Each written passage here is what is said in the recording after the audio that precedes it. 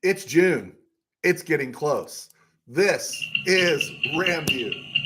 It's hot out there, but let's blow them off the line of scrimmage. Hey,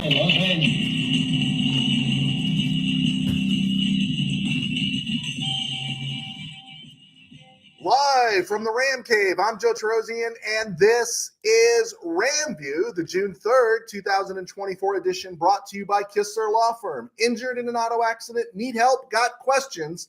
Call Kistler Law at 661-206-6990. That's Kistler Law at 661-206-6990.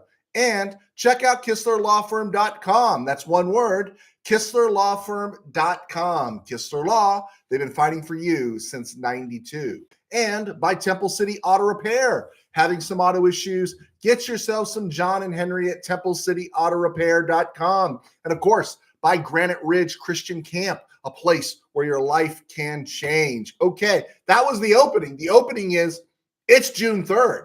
And it feels like, it doesn't feel that long ago the Super Bowl was happening, and it felt like there was that incredible break from football to the start of the new season and free agency. And then there was that long stretch from the start of free agency and then the draft. And now it seems like it's kind of, most of the teams have made their moves. There's still some free agents out there. We'll talk about that today. Players are getting their bag, getting signed, getting their dough. And then I also want to talk just briefly. We've talked about him before, but it bears mentioning. We want to talk about a little bit about Deacon Jones today. All right. So, yeah, a lot of stuff happening. Actually, no, not a lot of stuff happening. That's a cliche. It's kind of slowed down a little bit, and you're just kind of keeping an eye on things for those post-June 1st, pickups and see who's going to sign somewhere. And what maybe the Rams might do. And there's a name I wanted to float out there. Just curious if anyone would have an interest in terms of a cheap deal and taking a flyer. So we'll get to it. Right now, looking at Ram stuff. Again, no huge breaking stuff. I really don't care about LA Rams trivia. I did see a few things on there. But the guy that's intriguing me a little bit this year is Bobby Brown. And Bobby Brown was a fourth-round pick back in 2021, Texas A&M. And, his first year, he hardly played at all, 22 snaps. Got that suspension for the first 6 weeks of 2022, but he appeared in 164 snaps. And then last year, 313 snaps. But here was the interesting thing about Bobby Brown that kind of surprised me was, you got to take the PFF grades. I mean, some guys just rattle off the PFF grades like they're scripture, and they're not. Your eyes can tell you something different, right? I think they're a great starting point. But Bobby Brown graded out 27th out of 130 interior defenders, and I think Bobby Brown had a nice season last year. But man, 27 out of 130—that's pretty exceptional, right? Anytime you're in the top 32 of a list in the NFL, that means you're a pretty good ball player. And Bobby Brown runs 6'4", 324. There was some piece over the weekend I saw. I didn't click on the link where he's excited about rushing the quarterback more. But I just like him as a disruptor right in the middle of the field there. 6'4", 324. And this is his contract year, and it needs to be his payoff year. And can the Rams get the best out of him? And, of course, he'll get a big, fat contract from somewhere else, and he'll probably move on. Hence, that's why the Rams leaned into Tyler Davis and everything. But if we get that out of him this year, that's to the Rams' benefit. And it really shows this interior defensive line could be a strength of the team, even when Aaron Donald – now, they're not going to be as exciting as that not having Aaron Donald, or it's not going to be, that big play. But this is a competent group when you start talking – Bobby Brown coming into his own, Kobe Turner in the year he had last year, the investment into Braden Fisk. We still got to find out if he can play. And then Tyler Davis, and then the guys that are still around from Swan Johnson to Laurel Murchison to David Olajegi and Tuli. I hate pronouncing his last name, the kid from Washington. Tuli L, I'll call him. And the investment in these guys, I do like this. And there's Corey Durden that's out there. but there's a lot of depth, a lot of rotational pieces on this defensive line, and I think it's going to serve the Rams well, especially as in the back half of the show, we're going to talk about running backs and who the Rams are facing this year, along with their offensive lines.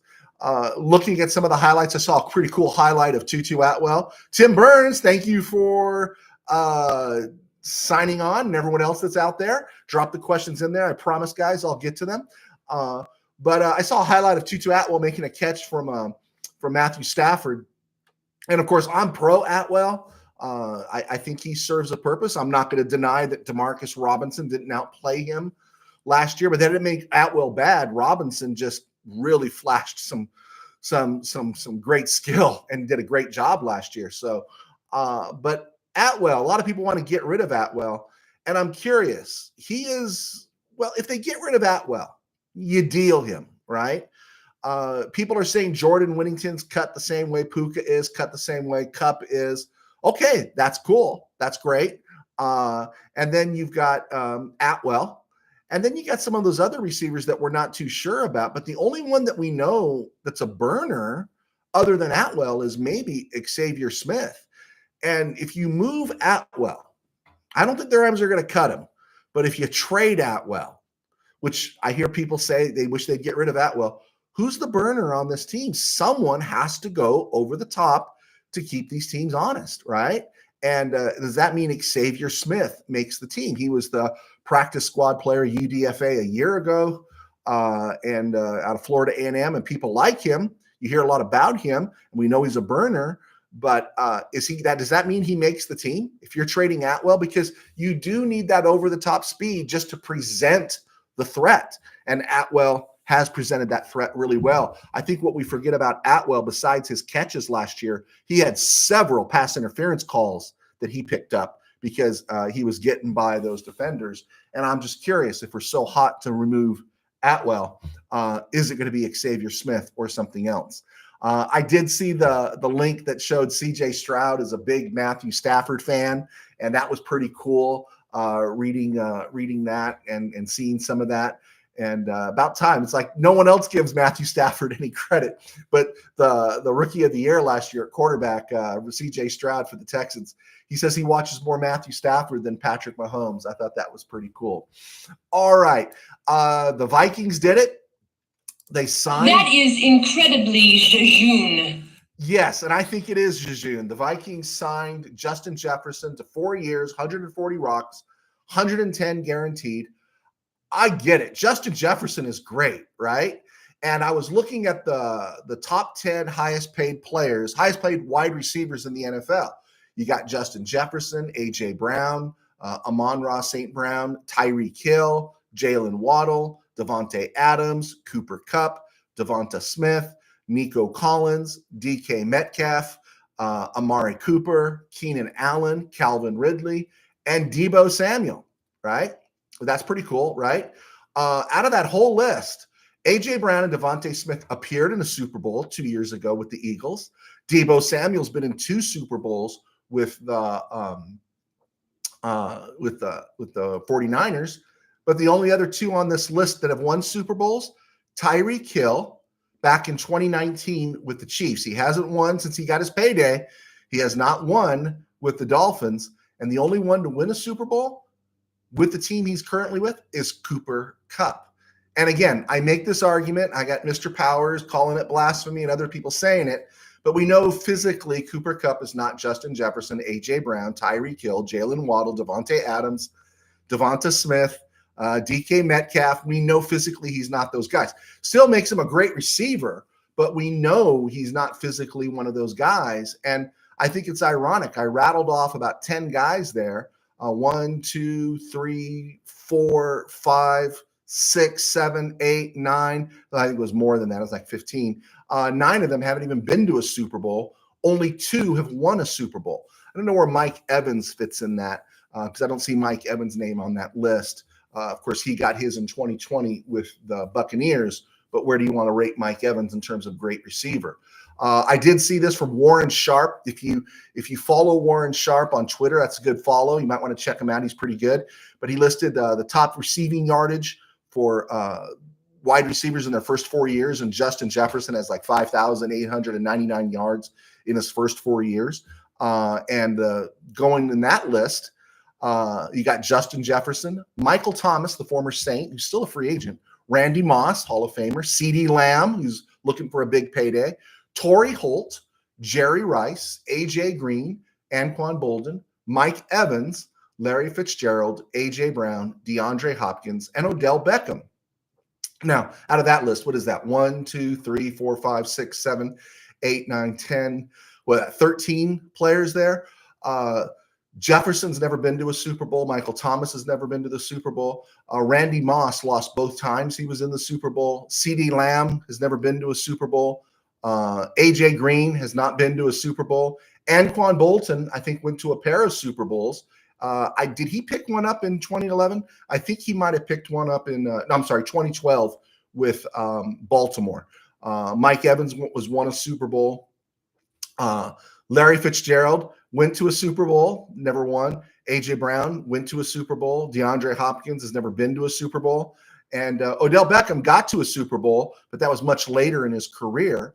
And so something to think about there. The only two that really stand out on this list, Torrey Holt and Jerry Rice.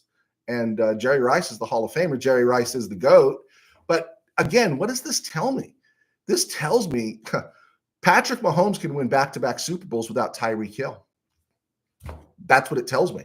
It tells me that the less physically gifted Cooper Kupp, who's the only receiver on the field that Matthew Stafford can win with or throw to, you didn't need one of these uber talented guys. And I just think it was a huge mistake by the Vikings, but they're in the NFC, so I'm not going to complain about the mistake. I think it was a great move. Let's just handicap their salary cap, and now they got to really depend on JJ McCarthy being the guy because he's on his rookie contract, and I think it's marvelous. Great. I do not think you need the great receiver or the physically great receiver. Again, Cooper Kupp, 3rd round, right? Puka Nacua, 5th round. Demarcus Robinson, a free agent. Jordan Whittington, 6th round. Again, Rams lost by a point in Detroit last year, and it wasn't because they didn't have a burner at receiver. It was because they didn't have a kicker, pretty much, right? And they had some holes along the defense there that they've mended. But just something to think about. And I know people are happy. I'm happy Justin Jefferson got paid. I just wouldn't do it. I just wouldn't pay those guys, right? And there you go. Sad news, Larry Allen, the former Dallas Cowboy. Again, I'm not a Cowboy fan, but the dude was great. He died in Mexico. I don't know what he died of, but he was only 52. 46th overall out of Sonoma State. He was a Cossack there at Sonoma State. I've been on that campus. I don't think they're called the Cossacks anymore. I used to have a shirt. Cool name, though, Cossacks. He played 12 seasons with the Cowboys, 2 with Frisco, played a lot of left guard, played some left tackle, right tackle, 6'3", 335, 11 Pro Bowls, 6 All-Pro selections, and right away parked him in Canton. And if you read his backstory and everything he went through growing up, he went through a lot of stuff and cleaned it up, kept himself straight, and had a great career. It's just sad to see the dude pass away at 52. The Washington Texans put Brandon McManus on the street after the sexual assault charges against him.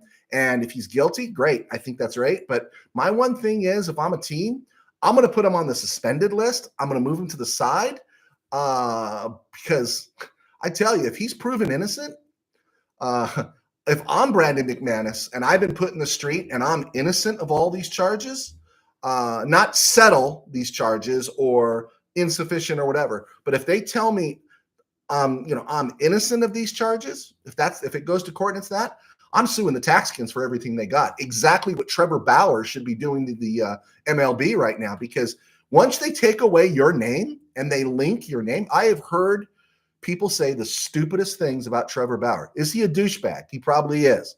I've seen him. Got to see him at spring training. But he didn't do what they said he did, what that woman said he did. But you know what?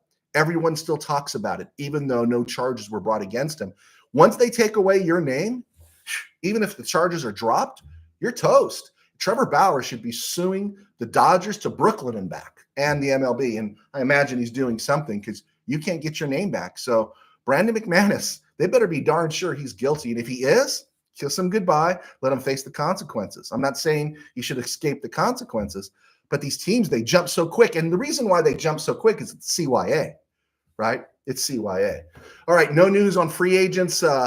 Again, because it's after June 1st, some openings here. Ryan Tannehill, you could sign these guys without losing a compensatory pick. Ryan Tannehill, Hunter Renfrow, Michael Thomas, corners, Stephon Gilmore, Dory Jackson, Xavier Howard, and then someone that's been pushed towards the Rams. I'm not sure who it was. Was it Albert Breer pushed Justin Simmons towards the Rams? Quandre Diggs, Jamal Adams, the Seattle guys that the Seahawks were paying so much money to the last few years. Both those guys are still on the street. Now, I don't want either one of them, but they're still on the street. And by the way, Jamal Adams has not played a full season since 2018. But here's a name I wanted to float at Ram fans, and you can hit me with it in the comment box. There is Logan Thomas. Logan Thomas was drafted as a quarterback years ago by the Cardinals, right? Then he converted to tight end pretty soon, pretty quick after that. And he carved out a nice little career there in Washington. They cut him this offseason. I believe it was a cap thing. And I'm not saying he's a frontline tight end, but he's not a bad tight end. I got some clicks out of him in fantasy football. And I'm just curious, not knowing where Hunter Long is, and if the Rams need a third tight end, I don't know, right? You got Colby Parkinson. You're going to dance with him because you're giving him dough. Still developing. Could a Logan Thomas be somebody that the Rams could look at for a cup of coffee, right? Is that something to think about? I'm a little hotter on the Calais Campbell one I did a couple weeks ago. I'm bigger on Calais Campbell, but Logan Thomas I still think could give you some clicks if that wide receiver, if that tight end room does become a problem. I don't think you're going to look at Miller Forrestall or Neil Chief Johnson or Nikolai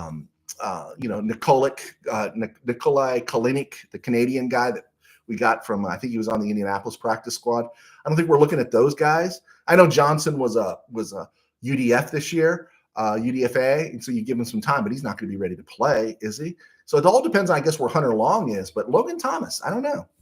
Curious. Okay, real quick here. My brother sent me a text about Caitlin Clark. That she's like the Henry Steele of from One-on-One in the WNBA. Well, my advice to Caitlin Clark, I put it out on Sunday, is don't wait for your teammates or the league to rescue you or defend you. Because even your teammates are probably afraid if they defend you, what kind of treatment they're going to get when they end up on other squads, because the Indiana Fever is not a great squad. So my advice to Caitlin Clark is get a boxing or self-defense coach. Do it all that in the off season, and when you're ready next year, when someone lays a hand on you, you Tom Janovich them. Just Tom Janovich them. Dislocate their face from their neck, pretty much, right? If you ever read the book The Punch and saw what Kermit Johnson really did to Rudy Tom Janovich, and it was unfortunate, but she needs to Tom Janovich somebody and take the suspension, take the fine, take the time off, admit that she did it. But I guarantee you, when she comes back, people will think twice before blindsiding her again. They will, if they know they're going to get punched. I got into one serious fight in the 7th grade from some dude that kept picking on me. And I made up my mind, the next time he does something to me, I'm going to fight him. And he did it to me in a classroom. He closed a book I was reading. It was the smallest thing he ever did, but I just knew I wasn't going to let him get away with it anymore. And I beat the snot out of him in the classroom. And you know what? No one laid a hand on me again. All through my high school years. I had one douchebag threaten me. He was like an upperclassman in high school, but I got even with him with the thing I did many years later. I always got even. But Caitlin Clark's just going to have to slug him out. She's going to have to at some point. Someone needs to have their face rearranged, a nose broken. And I know you think, Joe's a minister, you're talking like this. Hey, before it goes someplace else, it's going to go someplace else. And she needs to step up. And again, don't count on your teammates and don't count on the league, because the league doesn't know what to do. The league is a welfare league. And now they're being taken into a spot where maybe, possibly, they can make money on their own and not depend on the welfare from the NBA. And I think they're just feeling their entitlement and they don't want to do anything. They're afraid. And that's how businesses die. And the WNBA should die. It's a horrible league. It's not good at all. And she's the only one drawing people there. They're not, I think people are all going to be real hesitant to defend her. And so she better think about it, doing it herself. Okay, there you go. Give me shots now for being the pastor that says to Tom Janovich, somebody. Okay, I'm Joe Chirosian. I was a sports writer for 21 years, still am kind of one of the founding guys at Mid-Valley Sports. And those guys are still doing it, man. Tim and Dwayne at Mid-Valley Sports, midvalleysports.com. A lot of high school football, some college stuff right now. And then they cover the Chargers during the fall. So they're right there in the room. I get to do RamView thanks to our sponsors at Kistler Law and Temple City Auto. Also, besides doing RamView, I write books. This is one of the books I've never promoted. It's called The Pastor Who Couldn't Wait for Christmas to Be Over, let alone the 2 high school football novels I've written. And those books, thanks to your support and many others, help me, along with the show, do my day job. I pastor a small church in Burbank Faith Nazarene. And you can find us right here on YouTube at Burbank Faith Virtual, as well as burbankfaithvirtual.com, Burbank Faith Virtual across social media. So really happy to be here, guys. Thank you so much for your questions. Tim Burns. My first Rams jersey was white over blue, Deacon Jones. Dude, I hope you kept it. Oh, my goodness. That's a score. Tim Burns, Jones ranked 30-ish at his position. Jones ranked, I saw that on Ernest Jones, right? You're talking about Ernest Jones? Yeah, I saw that. That's why you take it with a grain of salt. I like Ernest Jones. I think Ernest Jones is really good. I wish they would have extended him, and I don't know if that is or when that's going to happen. Tim Burns, PFF is a joke right now. Law of diminishing the returns. What happens when you do so many stats that you forget heart wins? I get it. And again, it's a starting place. It is a starting place. I'll lean on PFF until I see something different with my own eyes. And then I'll even try to lean into it again because I don't want to consider myself the last voice. But then when you hear others that you trust say stuff, but I like PFF. I do have a subscription there and stuff. But it's interesting. I think some guys do get lost in the stats, though. When they're just rattling off the stats. I don't know if it's PFF, but I think the folks that we gravitate there, what is their percentage of pass completions on second down in the rain, outdoors, in sunlight? It gets a little too crazy because football is a game that I think analytics have a part, but it is a game you can control with the heart. It truly is. It is a game that you can control where I think skill in basketball, your heart can only take you so far. Skill in baseball, your heart can only take you so far. Football, if you can't move mountains, you can move 350-pound defensive linemen if the spirit is willing. You can't. Maybe not all the time, but in a key moment. And football is about key moments. Tim Burns, is there a way for the Rams to keep Stoops? I like him a lot. He's going to be one of those guys. I mean, okay, you got it all locked up there. Kupp, Nakua, Robinson. Boom, right there. I think they're going to keep Atwell. That's 4. And then what are we looking at? Jordan Whittington, 5. They put a 6th rounder in him. People like Xavier Smith. I think for Stoops to make the team, he's just going to have to be off the charts. And if not, he's going to be one of those guys that you're going to have to pass through waivers to put on the practice squad. That's how I see it. That's kind of a bummer. Somebody gets hurt. Something happens there that opens the door for him and Wigglers, the guy from the New York college. But I know people like Stoops. Tim Burns, burner is necessary, but I am over Atwell. He is this. Oh, don't say that. He is this era's Tavon Austin. Mr. Burns, waiting. Atwell has manos de pegamento, man. He's got hands of glue. Tavon Austin was manos de piedra, man. It was hands of stone. Oh, I love Atwell so much more than Tavon Austin. And he was only a 2nd-round pick. Bill, good to hear from you. Who do you think is going to emerge from our tight ends and become a star? Ooh, there you go. You kind of got into it a little bit with me. Maybe you saw the Logan Thomas reference I made. I like Davis Allen, right? Davis Allen, he puts a little more weight on him. Is he Tyler Higbee 2.0? I think the Rams, this guy was drafted 3rd day, I believe, and Davis Allen, and he's on the field. I know there was a lot of injuries that put him there, but he's on the field. Obviously, McVay has trust in him, and Stafford's got some trust in him. Not to the level of Higbee, but Higbee's not going to be back for a long time. I lean Davis Allen. I think Colby Parkinson is what he is, and he'll be a nice piece. But yeah, I do lean Davis Allen, Bill. That's where I go. Tim Burns, Joe, you can't compare a slot guy with a deep route runner. It's like comparing tailback with an old school fullback. Oh, man, give me a break here. Oh, no. Okay, Mr. Burns sticking it to me. You just go find that Deacon Jones jersey from when you were a kid, man. I want to see it. Tim Burns, we don't need another tight end, too loaded at wide receiver.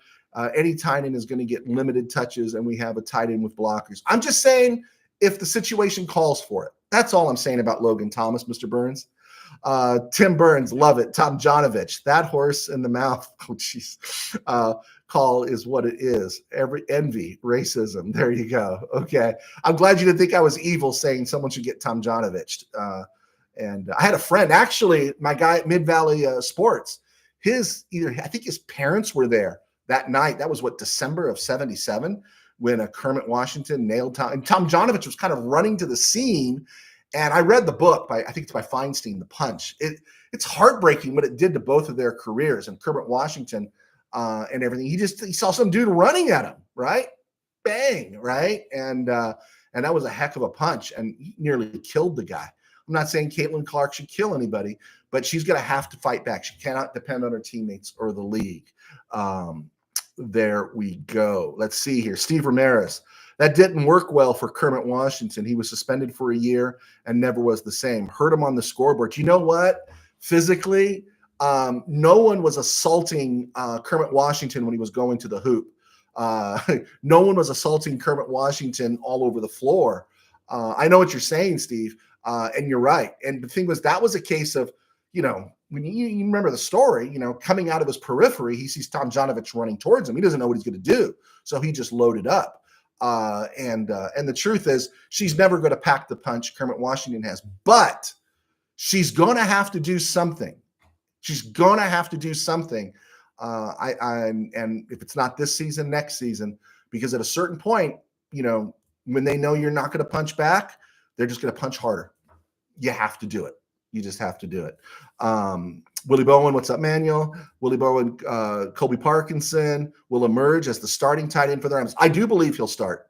Bill, how would you rank Ron Brown, Tavon Austin, and Atwell?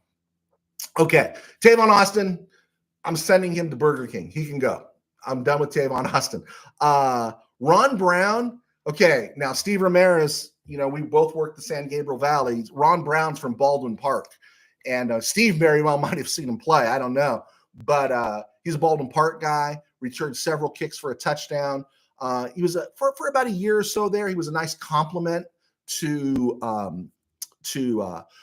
Henry Ellard, two small receivers, right? But I think at this point in their careers, I think I'd probably lean Ron Brown because he can return kicks. But I am an Atwell fan. I just am. I'm an Atwell fan. Guy scored a touchdown in the playoffs. Did you see the play he made in the playoffs? I'm an Atwell fan. But, yeah, right now I think it would be Ron Brown. Let's see. Willie Bowen. Kermit Washington came off the bench, then hit Rudy Tomjanovich. I think he was on the floor because he got into it with Kevin Coonert. I'll take Kevin Coonert, the former stiff center. That's when they were hiring every white 7-footer on the planet to play in the NBA, right? I think Dennis Autry was 6'11", but those kind of guys, right? The Tom Boerwinkle types. And although Boerwinkle was more talented than Kevin Coonert, Tom Burleson. I thought Washington was on the floor going at it with Kevin Coonert, and then he smashed Rudy T. Let's see here. Tim Burns. Surprised how poorly being a teammate Clark has. I was an enforcer. How poorly being a teammate to Clark has. Okay, I was an enforcer, and you don't let people do your teammates like that. Yeah, I agree. Someone should have stepped up. I was looking at, was it Boston that was inbounding the ball when Carter knocked Clark down? I was kind of hoping Boston just would have fired a ball into her face and went after her. And I think, again, if that had happened, I think that would cause people to chill a little bit. But the truth is, Boston and all those other girls on that team, it's not a good team, and they got to think about where they're going to be playing. And there's a lot of bitterness in that league. It's just, so they're hesitant. Tim Burns, Ron Brown was scary fast. Absolutely. Absolutely. Steve Ramirez read today, Rams likely to have more 12 personnel looks than 11 personnel looks. Okay, there you go. Because of Davis Allen and Pook and Colby Parkinson, Steve, let me know. Tim Burns, Boston was a bad look. Yeah, I agree. I do agree. Okay, let's keep pumping along here in the second half of the show. I do enjoy talking to you guys. I did see this, and I liked it, so I'm going to give credit. I saw it on RamsWire, getting into the 2025 draft. RamsWire's Brock Vieira, I think that's how you pronounce it, gave 5 names to keep an eye on in next year's draft. And first one on that list was Colorado's Travis Hunter.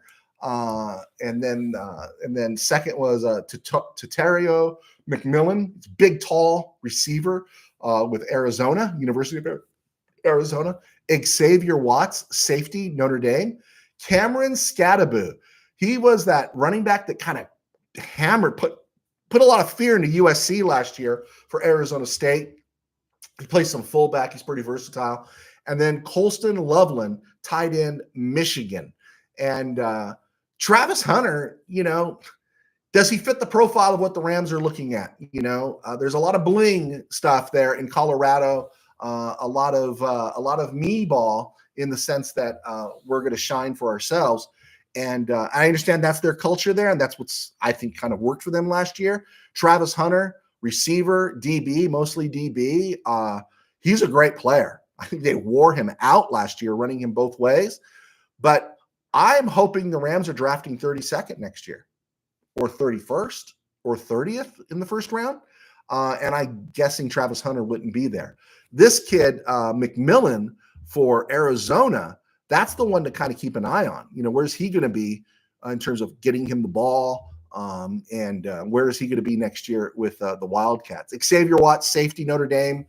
Scoop of vanilla, scoop of chocolate. Rams always draft a safety. They're not going to spend a lot of money on drafting or spend a lot of capital drafting a safety.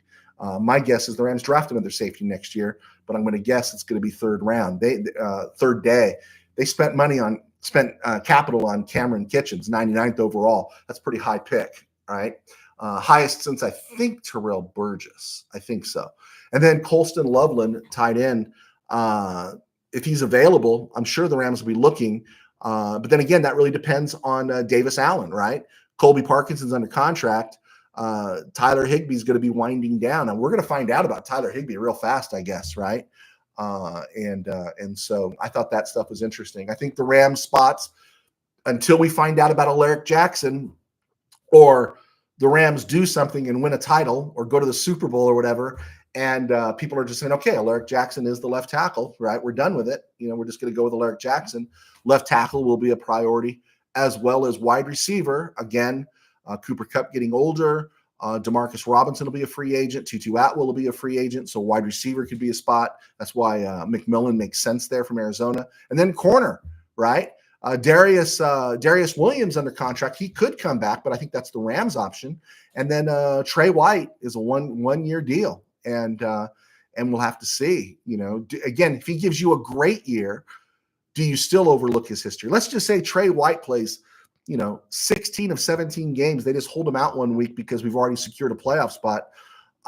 Do you still give him multi-years on a contract? Again, something to think about. Also, linebacker is something to think about because Ernest Jones is, I was going to say he's a senior, but he is a fourth-year guy, and he's a free agent at the end of the year. And so far, he has not been extended. Okay, so the reason we spent time talking about the Rams front, talking about how important this year is for Bobby Brown, the drafting of Fisk, the development of Kobe Turner, the drafting of Tyler Davis, some of these other guys, is you want to look at who they're going to play. I think as a fan, big plays never upset me. Receiver, defensive man falls. Sometimes there's a blown assignment that can bug you, but big play over the top, someone turns the corner, hits the home run. I can live with those things because it's the NFL and those things happen.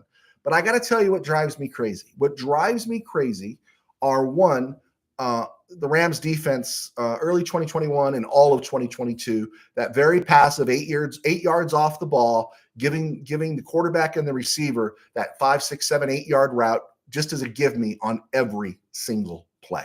Right? I'd much rather see them take their chances on getting burned deep once in a while than giving them a 90% success rate on 3rd and 6 because our cornerback is 10 yards off the line of scrimmage. That really frustrates me. The other thing that frustrates me is kind of what happened at the end of that Lion game. You give the ball back to your opponent on a punt and you just can't get it back because the Lions had a great, and still do have a great offensive line. And that's something to think about. Who are they giving the ball to? Well, the Lions got Jahmyr Gibbs and David Montgomery. That is going to be a bear for the Rams. Playing the Lions, it'll be a bear when they're playing in Detroit in week 1. That one's going to be crucial. The Cardinals have a really nice back in James Conner, but I don't think their offensive line is where it's going to be. Conner plays well against the Rams. Conner plays well all the time, but he's got some mileage on him now, and you wonder how much more can he keep giving because he plays hard. He's a really good player. And then you got the 49ers, right? We know about Trent Williams, Jake Brendel, John Feliciano. We know about those guys, but Colton McKivitz, Aaron Banks, you're not sure about. And their running back's Christian McCaffrey. And the line has played well enough, and McCaffrey's been lights out for 2 years.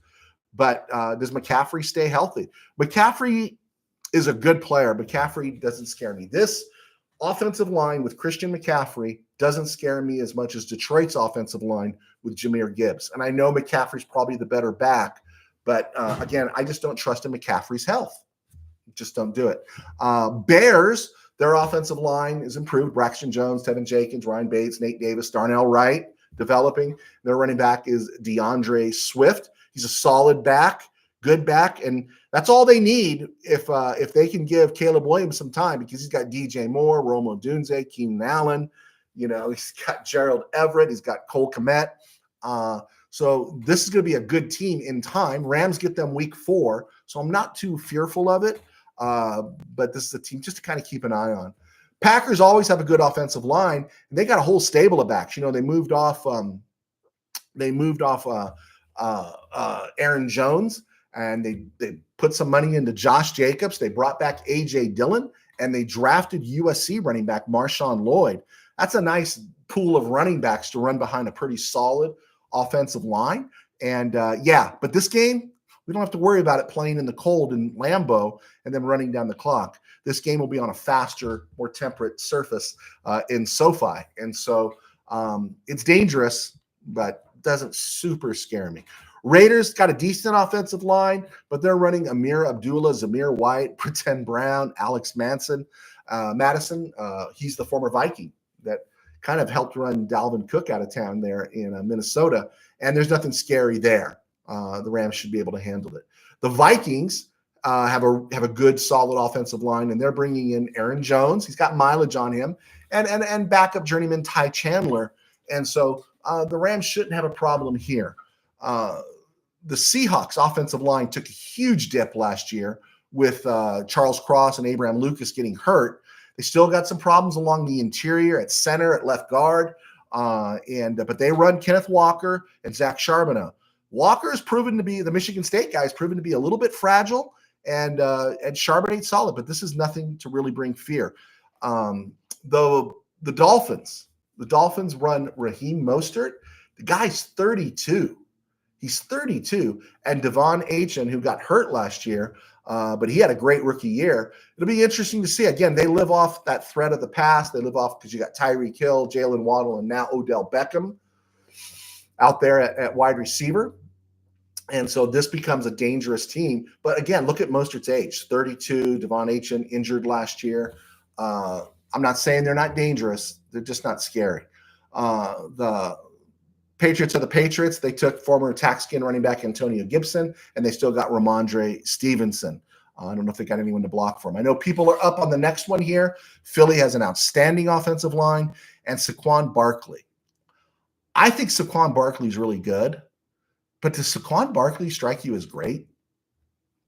I'm just asking. I'd love to hear what your guys' thoughts are on that. Saquon Barkley does not strike me as great. And then you got the Saints, and they're a line, and you got Alvin Kamara and Jamal Williams, two guys with a lot of mileage on them. Kamara doesn't look the same. He didn't look really good on that Thursday night game against the Rams last year. He just looked kind of checked out. I don't know. Something about him I'm just not into.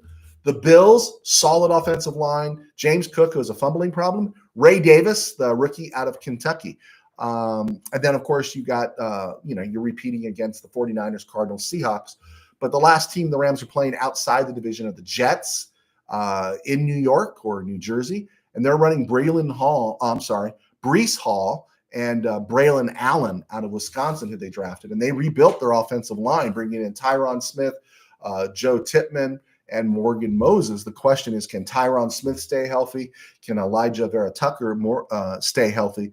And then they're running Mike Williams. Can he stay healthy?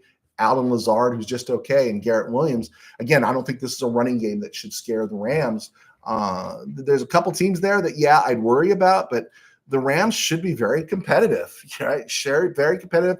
It's not like going into last year where you didn't know and you were just going, at least we got Aaron Donald. Now you know what the Rams have, and you got a sense of what they're going against. And they invested in that front seven, right? They've invested in it. So it should be an interesting thing to see. Let's see here. Do we have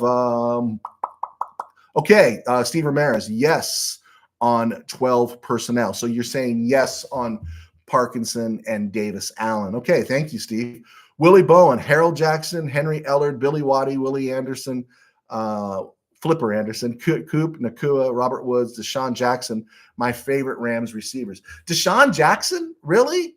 I feel like he talked his way out of going to the Super Bowl. I know the Rams were generous to give him a ring, but I felt like, man, limited snaps, keep him fresh, as he did early in the season, burn some teams. Deshaun Jackson, really? How about Ron Jesse? I'll trade you Deshaun Jackson, you give me Ron Jesse, and then I'll dance. Okay. Tim Burns, big question. Explain cash to cap ratio, Joe.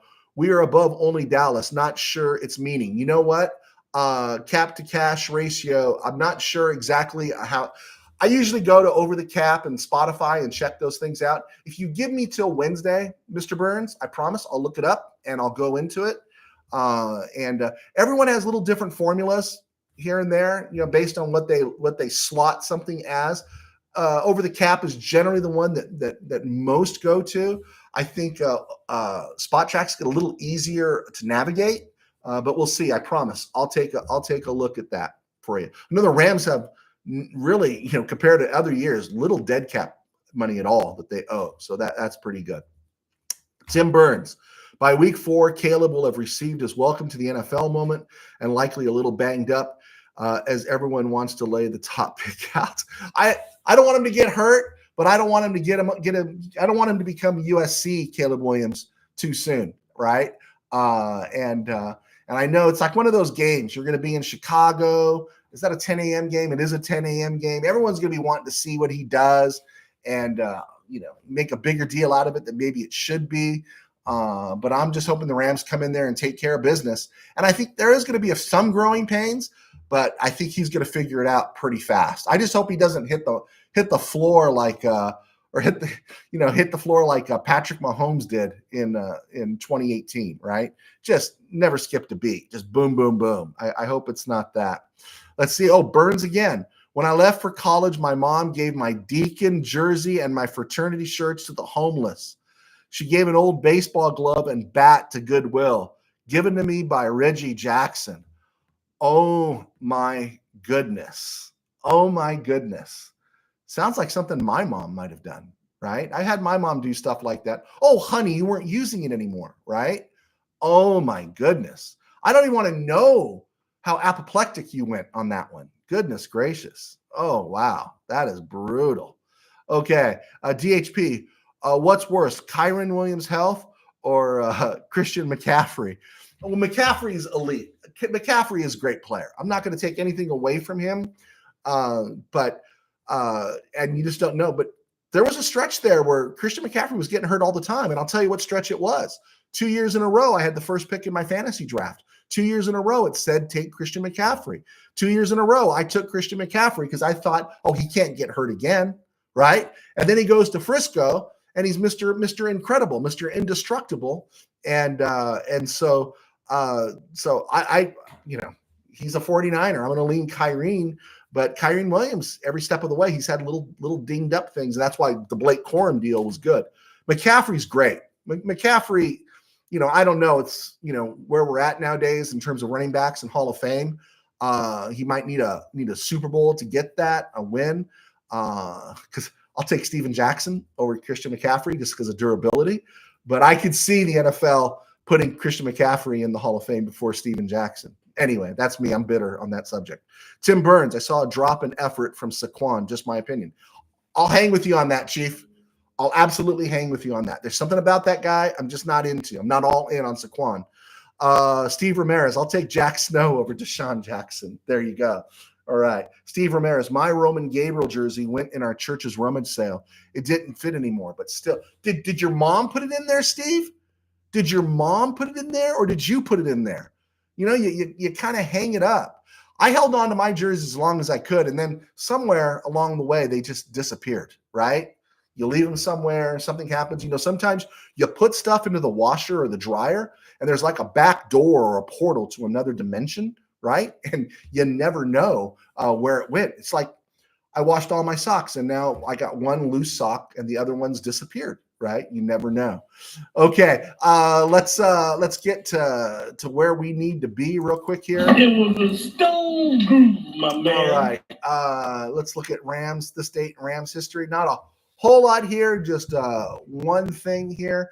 On this date in Rams history, 1977, they signed their third-round pick out of UCLA, Wendell Tyler. So that's a good one, right? A good thing in Ram history. Same day in 1977, Zahir Akeem. You should love this one, Mr. Burns. San Diego State alum. He was born. Zahir Akeem turns 47 today. He was a fourth-round pick, I think, in 1998 or 99 out of San Diego State. And he was fantastic, right? I mean, Zahir Akeem. That was a real bummer, Think about the Rams. They're running Bruce. They're running Holt. They got Hakeem, and they're still getting clicks out of Ricky Porrell as the fourth receiver. Man, that was pretty special. You just got to get past a lot of Ram fans, because Ram fans don't want anything to do with St. Louis. Some Ram fans. I own the St. Louis with. I'm all there. Because if I give up St. Louis, I got to give up Kurt Warner, Marshall Faulk, Steven Jackson. No, the Rams are still the Rams, even when they're in St. Louis. And Akeem was pretty powerful. I had a couple of years in Detroit after he left the Rams. Dying on this day in 2013, 11 years ago, Deacon Jones passed away at the age of 74. He was 14th round pick by the Rams, 1961. It was either South Carolina State or Mississippi Valley State. Not sure which one. But unofficially, because things weren't official, but they've gone back and looked at some of the film, they credit with Deacon Jones with 159 and a half sacks in 11 seasons with the Rams. 8 times he was in double figures with sacks. I think it was 66 and 67. I'm not sure, or 65 and 66. They credit him with back-to-back 20-sack seasons. Deacon Jones was off the charts. And Deacon Jones, by the way he talked, the way he handled himself, the way he spoke, really was a guy born out of time, right? Deacon Jones today would thrive in this universe and stuff. But I really like Deacon Jones. I read his book Head Slap, and before you take all the negative views on George Allen, listen to what Deacon Jones had to say about George Allen, and you really gain great respect for both those men. Tomorrow is June 4th, since we're not on the air. Just looking at stuff, what happened 1969. The Rams signed their first-round pick on June 4th, 1969, tight end Bob Klein out of USC. But this was one that I always thought was interesting. Besides signing sixth-round pick Pat Curran, who stayed with the Rams just 1 year less than or 2 years less than I think, because Curran was with the Rams 69 through 74. Klein was with the Rams 69 through 76. There we go. The Rams in the fourth round signed their fourth-round pick, a guy named John Zook. Ugly dude. but he played defensive end for the Falcons. You remember John Zook, Falcons and Cardinals? And he was a really good defensive end. 4th round pick, and you come in and you got Deacon Jones there, right? You got Deacon Jones, you got Coy Bacon, you got Merlin Olsen on that line. And it's like, you're John Zook. And it's like, oh man, I thought I had a shot here. And he ended up in Atlanta. On June 4th, 1973, the Rams hire Ray Malavasi, defensive coordinator. That's interesting hire, right? And what that led to down the road.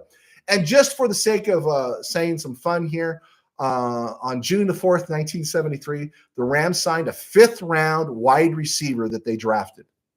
Steve Ramirez is going to love this. His name was Sean LaChapelle. He was Tommy Maddox's pitch and catch partner at UCLA. And I think it was Sean LaChapelle. I think he was there. Or was that Wayne Cook? But Sean LaChapelle was the UCLA wide receiver, the Rams side 5th rounder. He made the team. He had a year in the NFL, but I think that's all it was. June 4th, born in 1953. He's turning 71 tomorrow. Former Ram tight end Mike Barber, who became a minister, I believe. And tomorrow is the 20-year anniversary of the passing of former Ram safety special teams player, a really popular guy in the locker room, Al Clark. Al Clark was a free agent, or a guy that I think he played with the Lions, the Rams. I think he finished up with Philly. Al Clark, October 14th, 1973, he picked off Roger Staubach to secure the Rams' 37-31 win in the Coliseum. That was the day Harold Jackson caught 4 touchdown passes, and they found out Charlie Waters could not play cornerback in the NFL. It was a very, very good day. All right. Steve Ramirez, my mom, and it was gone. Oh, I feel for you, Steve, talking about his Roman Gabriel jersey. Willie Bowen, my first LA Ram jersey was Jack Snow. Okay, there you go. Steve Ramirez, always liked that name, Oz Akeem. Yeah, the guy was a blur. Steve Ramirez, Deacon Jones said he had 28 sacks in 67, including the playoffs. Hey, I'm going to go with Deacon Jones, right? We'll always go with Deacon Jones. He's a good listen. He used to call in the Jim Rome show way back in the day, and he was just a great listen. And I really enjoyed his book, Head Slap. It's hard to find. I lent it to a brother-in-law and stuff, but you should check it out. It's a good read. Willie Bowen, McVay, Malavasi, Allen, Robinson, my favorite LA Rams head coaches. So Willie, you were around in the first iteration of George Allen, right? I have to say I was a Chuck Knox guy.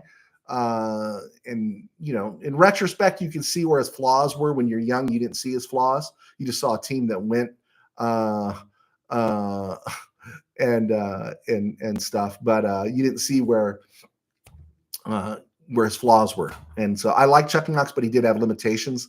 Malavasi, I think, was just a guy that was a DC that got put in a bad spot.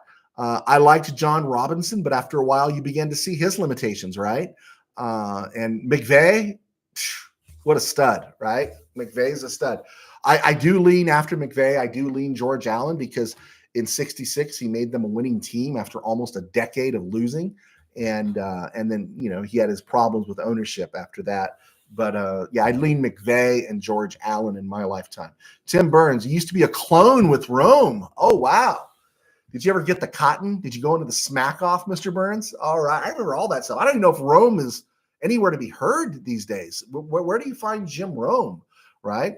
But Deacon Jones would call him, and then he had Rome is Burning, I think, on ESPN. He's bounced around a lot of ways. I picked him up on Mighty 690, the old Mighty 690. He used to do the late night show, right? He'd wrap it up with Boomtown Rats up all night, and it was pretty cool. He was just a different guy.